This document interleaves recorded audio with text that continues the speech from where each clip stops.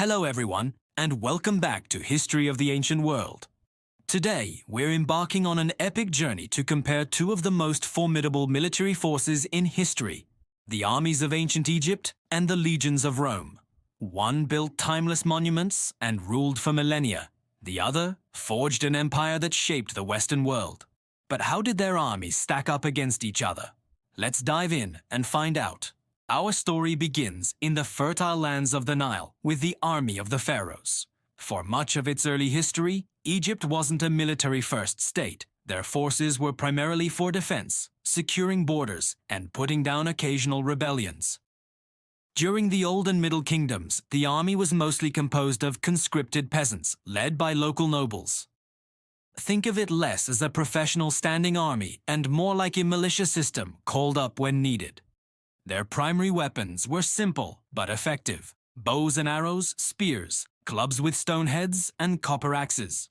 For protection, they carried large wooden shields covered in animal hide and sometimes wore basic leather or linen armor. Their real strength lay in archery. Massed ranks of Egyptian archers could unleash devastating volleys of arrows, softening up the enemy before the infantry closed in.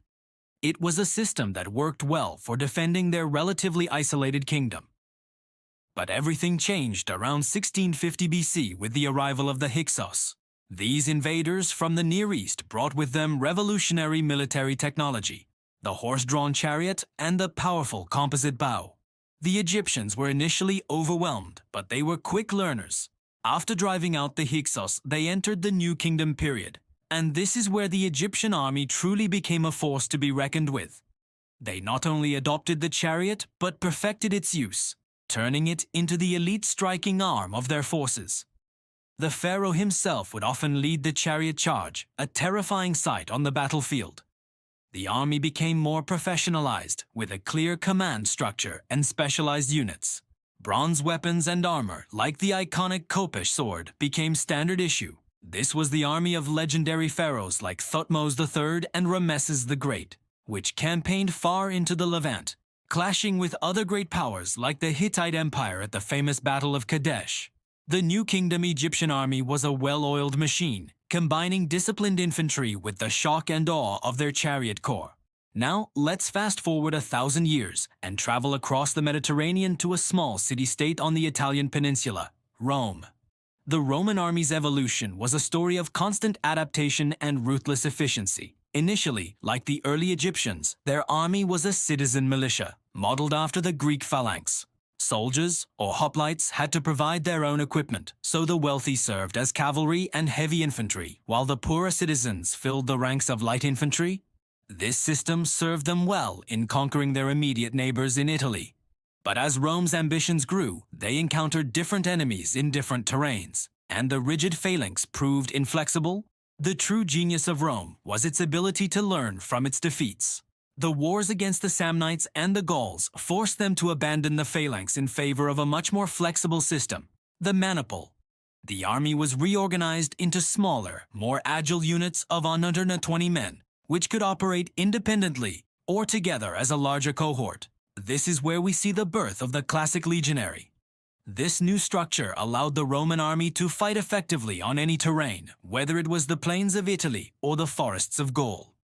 This Manipular legion was the force that defeated Hannibal's Carthaginians and conquered the Mediterranean world. It was a marvel of organization and discipline. But the Romans didn't stop there. Following the reforms of Gaius Marius around 107 BC, the army underwent its most significant transformation. Property requirements for service were abolished, opening the ranks to any Roman citizen. The state now provided standardized equipment, creating a truly professional, long-service army. The legion was further refined, with the cohort becoming the main tactical unit.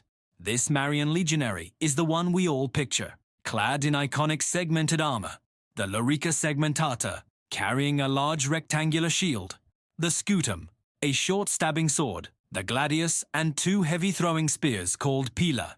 Each legion was a self-contained army of nearly 5,000 men, complete with its own engineers, artillery, and support staff. Their training was brutal, their discipline legendary, and their engineering skills were unmatched. They didn't just fight battles, they built roads, bridges, and fortifications wherever they went, literally paving the way for the empire. So, let's imagine a hypothetical clash. On one side, the New Kingdom Egyptians with their massed archers and elite chariot squadrons. On the other, the Imperial Roman Legion, a disciplined wall of steel and engineering prowess.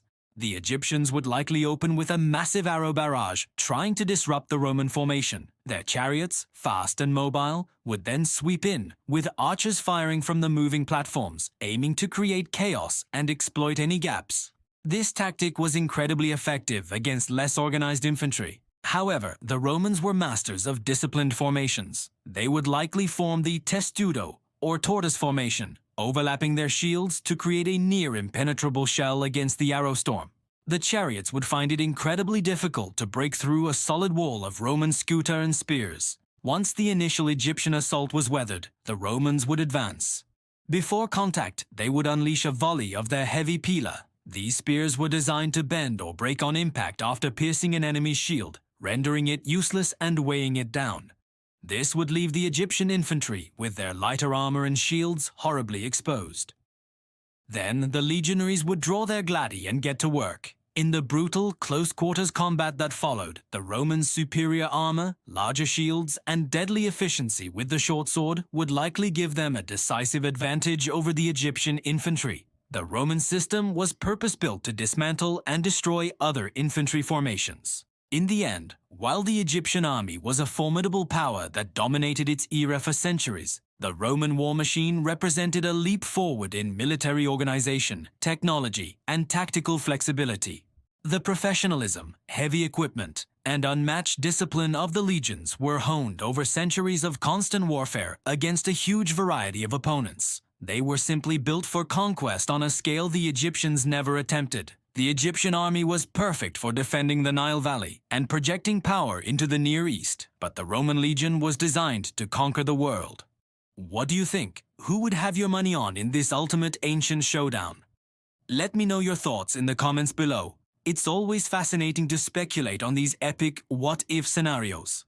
Thanks for joining me on this journey through ancient military history. If you enjoyed this video, please give it a thumbs up and don't forget to subscribe to History of the Ancient World and hit that notification bell so you don't miss our next adventure. Until next time, stay curious.